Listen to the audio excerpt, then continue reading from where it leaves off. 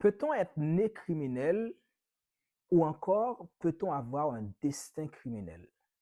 La première réponse à ces questions qui nous intéressent est celle d'un certain Cesare Lombroso, un médecin italien qui, à travers un ouvrage titré L'homme criminel, publié en 1895, a tenté d'expliquer la criminalité par la biologie et l'anatomie.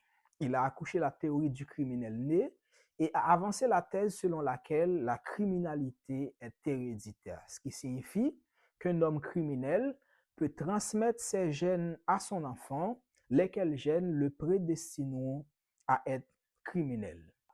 Cesare Lombroso a analysé un certain nombre de crânes de personnes criminelles et selon lui, il a repéré des traits géométriques spécifiques qui diffèrent ces crânes de ceux de personnes normales.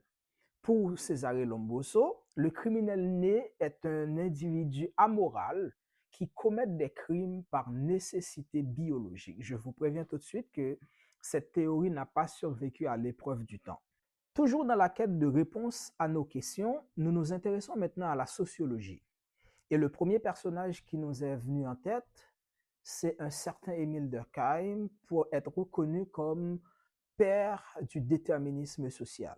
Le déterminisme social est un courant de pensée qui renvoie à l'idée qu'un individu né dans une famille où la criminalité est considérée comme un mode de vie, qui côtoie la criminalité et la violence quotidiennement dans son environnement, qui multiplie les mauvaises fréquentations, qui n'a pas eu la chance d'être scolarisé, ce qui fait en sorte qu'il ignore les normes sociales, toutes ces conditions lui forgent un destin. Et ce destin peut être un destin criminel. C'est comme s'il marchait tout droit vers un chemin qui lui a déjà été tracé. Heureusement, aujourd'hui, certaines disciplines modernes comme la criminologie et la psychologie amènent une toute autre réflexion par rapport à l'appréhension de la criminalité.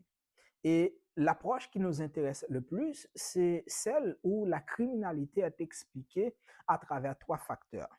Les facteurs prédisposants, les facteurs précipitants et les facteurs perpétuants. Les facteurs qui nous intéressent le plus, ce sont les facteurs prédisposants parce que cela nous rapproche un peu du déterminisme social d'Émile Durkheim, même si la déduction est tout à fait différente. Prenons le cas d'un individu qui évolue dans un milieu criminogène, qui n'est pas scolarisé, qui subit de la violence. Toutes ces conditions